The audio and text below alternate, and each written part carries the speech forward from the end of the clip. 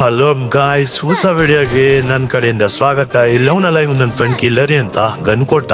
ಡ್ಯೂವಲ್ ಕೊಡು ಅಂದ್ರೆ ಕೊಡ್ತಾನಿಲ್ಲ. ಆ ಕಡೆ ಮೂಲೆಗೆ ಬಾ, ಈ ಕಡೆ ಮೂಲೆಗೆ ಬಾ ಅಂತ ಆಟ ಆಡಿಸ್ತವ್ನೆ. ಅಲ್ಲಿ ನೋಡ್ರಿ, ಅಲ್ಲಿ ಆ ಮೂಲೆಗೆ ಹೋಯ್ತವ್ನೆ.